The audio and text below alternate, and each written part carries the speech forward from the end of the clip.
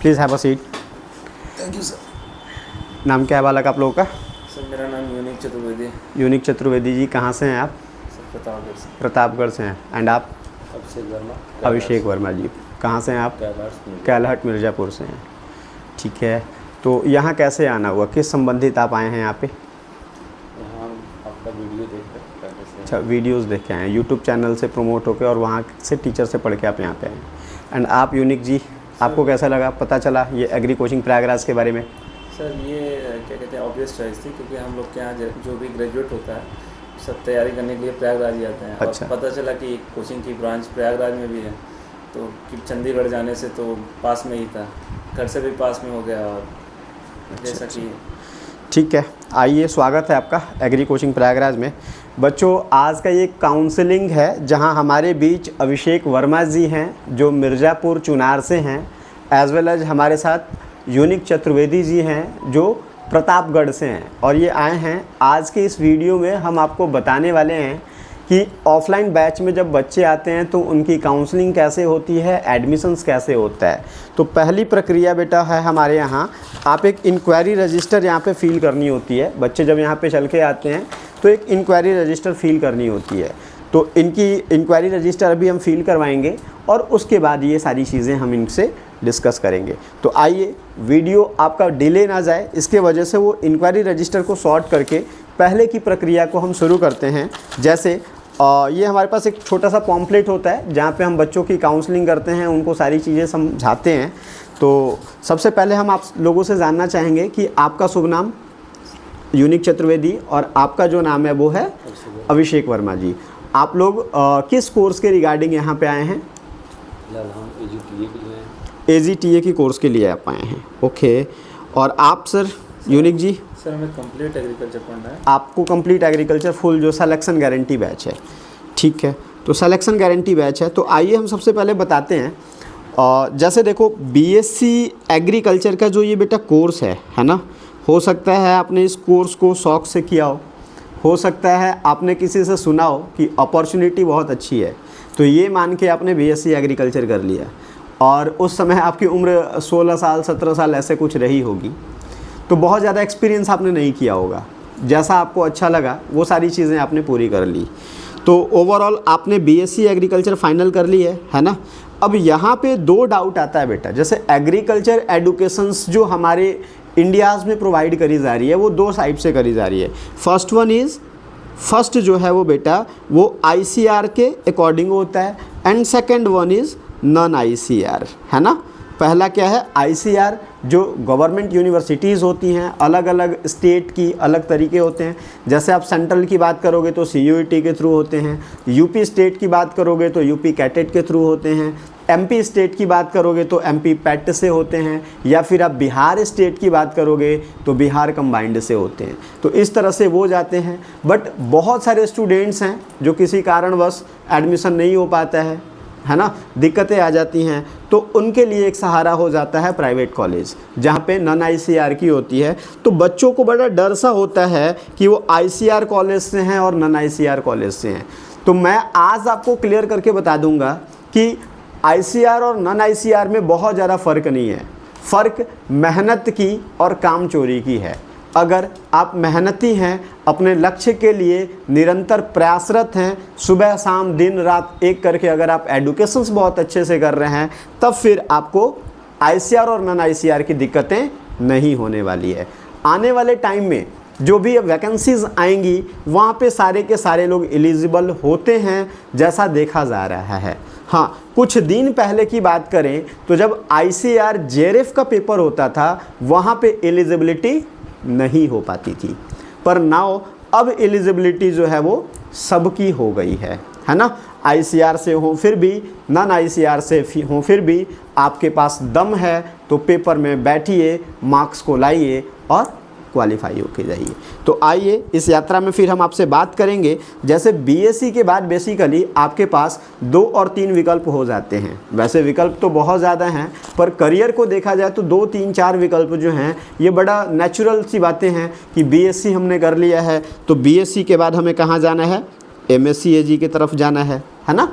BSc के बाद ये होता है कि MSc कर लें, एमएससी, ठीक है। कुछ बच्चों का ये चॉइस होता है कि सर एमएससी नहीं, हमने तो एबीएम करना है, या फिर यूपी स्टेट में या फिर अदर स्टेट में बीएड का एंट्रेंस एग्ज़ाम होता है, तो हमने तो सर टीचिंग फील्ड में जानी है, इसलिए हमें बीएड करना है।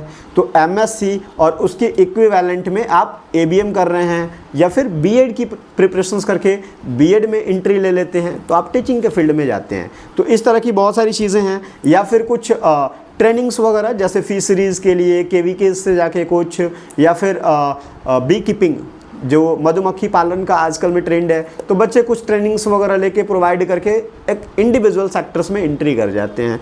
नाउ दूसरा जो ऑप्शन होता है बेटा वो ये होता है कि नहीं हमने तो यहाँ पे क्या करना है, हमें यहाँ पे गवर्नमेंट जॉब की प्रिपरेशन करनी है और अपने आप को एक अच्छे से गवर्नमेंट ऑर्गेनाइजेशंस के अंदर देखना है खुद को, ठीक है। तो आज हम आपको ये भी बताएंगे कि गवर्नमेंट जॉब में कौन कौन से ऑप्शंस हैं और कैसे क्या हो सकता है ना। और आज मैं आपको ये भी क्लियर कर दूंगा, जैसे बच्चों को ये दिखता है, पहले तो ये लगता है कि स्कोप बहुत ज़्यादा है, पर एट द एंड जब उनकी डिग्री कंप्लीट हो जाती है तो वो बड़ा होपलेस से हो जाते हैं, अपने होप को खो देते हैं। उनको ये समझ ही नहीं आ पाता है कि कहाँ पे क्या है, कैसे क्या करें। जैसे यूनिक जी आपकी अगर हम बात करें तो एग्रीकल्चर जॉब की कितना कुछ सेंट्रल में आप जान पाए हैं अभी तक?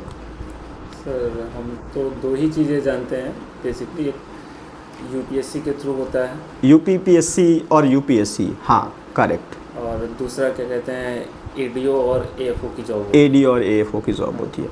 और आपकी अगर बात करें अभिषेक जी, आप एजीटीए की प्रिपरेशन में हैं, एंड गुड लक कि इस बार पेट के पेपर को आपने अप्लाई करके एजीटीए के लिए आप एलिजिबल हुए हैं।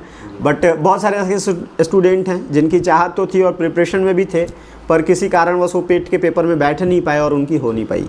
तो आइए धीरे धीरे हम बात करते हैं। जैसे गवर्नमेंट जॉब की अगर हम बात करें तो वो 2 से 3 सेक्शन में डिवाइड हो गया है ना। First one is your central level exam, जो केंद्र सरकार के साइड से होती है। नंबर ऑफ वैकेंसीज तो यहाँ पे कम होते हैं, पर वैकेंसीज ज़्यादा आती है ना। अगर बात करें तो IBPS AFO आपके साथ है, नाबार्ड आपके साथ है, NSC आपके साथ है, NFL आपके साथ है। यूपी स्टेट की अगर बात करें तो आपके पास UPTA है, शुगर केन सुपरवाइज़र है, UPPSC है। बिहार स्टेट की अगर हम बात करें तो बिहार में अभी बिहार BAO BHO हो रखा है, उसमें SDAO अभी हो गया है ना। देन उसमें SDHO की पोस्ट आने वाली है, प्लांट प्रोटेक्शन की पोस्ट आने वाली है, एग्रीकल्चर कोऑर्डिनेटर की पोस्ट आने वाली है, सॉइल टेस्टिंग है, या फिर आप उसमें देखेंगे सॉइल टेस्टिंग के साथ साथ सॉइल कंजर्वेशंस हैं। तो इस तरह से बहुत सारे पोस्ट हैं। अभी हाल में रिसेंट देखेंगे, कल वो फॉर्म अप्लाई होना स्टार्ट हो जाएगा। वो फॉर्म है उड़ीसा पब्लिक सर्विस कमीशंस का, है ना। तो OPSC का है, आपने उधर देखा होगा RPSC के साइड से AAO की वैकेंसीज आ गई हैं। MP स्टेट की बात करोगे तो RAEO SADO की वैकेंसीज़ हैं। तो इस तरह से बहुत सारी वैकेंसीज़ आपके हैं। तो सेंट्रल लेवल पे अलग हैं, स्टेट लेवल पे अलग हैं। अब दोनों में थोड़ा सा डिफरेंस हो जाता है। मेजरली अब आप देखोगे तो सेंट्रल लेवल की जितनी जॉब होती है, एग्रीकल्चर के साथ थोड़ा सा कंट्रीब्यूशन उनके लिए क्वांट, रीजनिंग और इंग्लिश सेक्शंस का भी होता है। और स्टेट में कंपैरेटिवली देखा जाए तो सेंट्रल से उनकी वैल्यू थोड़ी कम होती है। जैसे UPPSC का आपने देख लिया, एग्रीकल्चर आपने पढ़ना था, GS आपने पढ़ना था, हिंदी आपने पढ़ना था। एज इट इज़ आपने बिहार BPSC BAO को देख लिया, सेम था। कोऑर्डिनेटर का पाठ्यक्रम वैसा ही है कुछ। या फिर आप UPTA की बात करें, जिसके लिए अभिषेक जी आप आए हुए हैं, तो UPTA का अगर बात करें तो कुल 25 सवाल आपके कहाँ से हैं? क्रॉप साइंस से हैं। 15 सवाल कहाँ से हैं? सॉइल साइंस से हैं। तो 25 और 15 40 हो जाते हैं ना। उधर देखोगे आप तो 20 नंबर का यूपी स्पेशल, 15 नंबर का कंप्यूटर, तो 40 और 35 कितने हो गए? 75, 75 हो गए ना। अगले 25 में आपको एनिमल हस्बेंड्री, डेयरी है, एक्सटेंशन है, इकोनॉमिक्स है, या फिर आप उसमें देखोगे तो जेनेटिक्स है, इंटो है, पैथो है। इस तरह से सारे सब्जेक्ट उसमें पाए जाते हैं। तो सेंट्रल लेवल की अलग जॉब है, स्टेट लेवल की अलग जॉब है। मैं आप दोनों लोगों को संतुष्ट कर रहा हूं कि आने वाले 6 महीने, 7 महीने और 1 साल के अंदर 1 वैकेंसी, 2 वैकेंसी नहीं, आप 8 से 10 वैकेंसी में एलिजिबल हो जाएंगे, है ना। इफ़को की एक वैकेंसी है जो रेगुलर बेसिस पे आती है, नाबार्ड जो हमारे साथ है वो रेगुलर बेसिस पे होता है, एएफओ रेगुलर है ना। तो इस तरह से एफसीआई अभी देखो नॉर्थ जोन जो आपकी जोन है ना यूपी स्टेट की, वहाँ पे एक अच्छी पोस्ट है ना एफसीआई एजी 3rd का। तो बहुत सारी अपॉर्चुनिटीज़ हैं, तो आप बिल्कुल होप को मत खोइए अगर आप आए हैं। हाँ, एक मैसेज आपको ज़रूर देंगे कि आप निरंतर बने रहिएगा, अपने होप को मत तोड़िएगा, और इस तैयारी को ये मत सोचिएगा कि ये जर्नी बस 2 महीने का है, 3 महीने का है, 4 महीने का है। ये आपके हार्डवर्क एज वेल एज आपके लक पे डिपेंड करता है। अभी रिसेंट में हमारे 2-3 स्टूडेंट आए थे बिहार से, जो कि वहाँ के प्राइवेट कॉलेज से थे और सेम ईयर पास आउट हुए थे, है ना। जून जुलाई में उनकी डिग्री कंप्लीट हुई थी, दिसंबर में आपका नोटिफिकेशन आया और वो इंटरव्यू दे के बैठे हैं। तो एक लेवल 9 की जॉब, लेवल 11 की जॉब उनको 6 महीने 7 महीने की प्रिपरेशन में मिल गई। लेकिन कुछ ऐसे भी लोग हैं जो 2018 में पास हुए थे, अब 2025 में उनको नौकरी मिल रही है, 24 में उनको नौकरियां मिल रही हैं। तो थोड़ा सा टाइम लगता है। तो मैं सबको बोलना चाहूँगा, आप दोनों को तो बोल ही रहा हूँ, स्पेशली अपने YouTube पे देख रहे हैं सारे अपने भाइयों और बहनों से बोलना चाहूँगा, बताना चाहूँगा कि होप को मत छोड़िएगा, रेगुलरिटी मेंटेन रखिएगा, कंसिस्टेंसी मेंटेन रखिएगा। एक वक्त ऐसा आएगा जहां आप अपने आप को चयनित देखेंगे, पर हाँ टाइम लेके चलना होगा। लगता है वो 6 महीना हो जाएगा, 8 महीना होगा, 1 साल होगा, 1.5 साल होगा, 2 साल होगा, तो निरंतर आप प्रयास करते रहिएगा, बहुत जल्दी हो जाएगा। एग्रीकल्चर में कंपैरेटिवली देखा जाए तो वैकेंसीज़ ठीक ठाक दिख रही हैं अभी, और बाकियों के अपेक्षा कॉम्पिटिशन्स की लेवल भी कम है। दैट मीन्स भीड़ बढ़ रही है, बढ़ी नहीं है अभी बहुत। तो बस आपको निरंतर करते रहना है। तीसरा ऑप्शन आपके पास जो आता है, जैसे गवर्नमेंट जॉब की एक एक करके मैं फिर आपको सिलेबस भी बताऊंगा कि कहाँ पे क्वांट है, कहाँ पे रीजनिंग का ज़्यादा रोल है, या फिर एग्रीकल्चर के कौन से पोर्शंस को ज़्यादा कवर करना होगा। एएफओ का अगर आपका एग्ज़ाम है तो जैसे आप देख रहे हैं कि पैटर्न उसका थोड़ा सा अलाइड की तरफ शिफ्ट हो गया है। अलाइड में फिशरीज़ की बात करें, फॉरेस्ट्रीज़ की बात करें, एपीकल्चर की बात करें, सेरीकल्चर की बात करें, या फिर करेंट से कुछ क्वेश्चंस हैं वो हो गया है। तो वो पैटर्न थोड़ा करके वो चल रहा है। नाउ एक छोटा सा हम ना पैनिक हो जाते हैं बहुत जल्दी। ऐसे भी मुझे बहुत सारे स्टूडेंट्स मिले हैं, जैसे वो क्लास को स्टार्ट किए, चीज़ों को स्टार्ट किए, पर फिनेंशियली बहुत ज़्यादा थोड़ा सा क्राइसिस होने लगा, चीज़ें होने लगा, तो वो डिरेल हो गए, अपने आप को वो खो जाते हैं और वो चले आते हैं प्राइवेट सेक्टर की जॉब में, या फिर वो चल के आ जाते हैं किसी सेल्फ बिजनेस के तरफ। तो मेरे भाइयों और बहनों, आप लोगों से भी मैं ये कहना चाहूँगा कि प्राइवेट जॉब या फिर आपका सेल्फ बिजनेस जो है ना, इसके लिए आपको वक्त मिलेगा, है ना। आपकी उम्र 28 साल और 30 साल भी हो जाएगी तो फिर आप इसके लिए एलिजिबल हैं, आप चीज़ों को कर लेंगे। पर ये वक्त बड़ा गोल्डन है। तो मेरा एक रिक्वेस्ट होगा कि प्राइवेट जॉब की तरफ जाके अपने आप को, बहुत लंबा स्ट्रगलिंग लाइफ से बेहतर है कि 1 साल 2 साल 3 साल की लाइफ को थोड़ा सा स्ट्रगल किया जाए और फिर अपने आप को सुरक्षित महसूस किया जाए। अल्टीमेटली लास्ट आपके बहुत सारे पेरेंट्स हैं, सबको, वो पेरेंट्स बेवकूफ़ नहीं है, उस पेरेंट्स को तजुर्बे हैं। हमें वो लगता है ना कि ये तो टाइम है यार, बिजनेस में ज़्यादा कमा लेंगे, ज़्यादा अर्न कर लेंगे, प्राइवेट कर लेंगे, प्राइवेट में ज़्यादा अपॉर्चुनिटीज़ है, मेहनत करेंगे, काम करेंगे। बट आप एंड में जब देखेंगे कि काम करना पड़ा ना, तो मेरे पास बहुत सारे ऐसे एग्जाम्पल हैं, इवन मेरे ऑफलाइन स्टूडेंट्स भी बहुत सारे हैं जिन्होंने जॉब को क्विट करके आया है, अच्छी जॉब को। असिस्टेंट प्रोफेसर किसी डिग्री कॉलेज में है, वो सैलरी भी 35,000 40,000 उनको मिल रही है, स्टिल उन्होंने छोड़ दिया just because of work pressure. तो वर्क प्रेशर बहुत ज़्यादा हो जाता है और ये 1-2-3 साल की बचाने के चक्कर में ना फिर पूरी लाइफ वो प्रेशर झेलना पड़ता है। तो मेरे अकॉर्डिंग अगर एक मेरा छोटा सा मैसेज आप समझना चाहेंगे और सुनना चाहेंगे तो ये है कि आज के इस कड़कती धूप में, है ना, इस पीड़े के समय में अपने आप को थोड़ा सा धैर्य रखिए, अपने आप को ट्रैक पे रखिए और निरंतर प्रयास करते रहिए, आपको सफलता मिल जाएगी। आपको अपने आप की आत्मविश्वास को खोना नहीं है ना। तो प्राइवेट सेक्टर्स के साइड से बहुत ज़्यादा जाने की रिक्वायरमेंट आपको अभी नहीं है, गवर्नमेंट पे फोकस रहिए।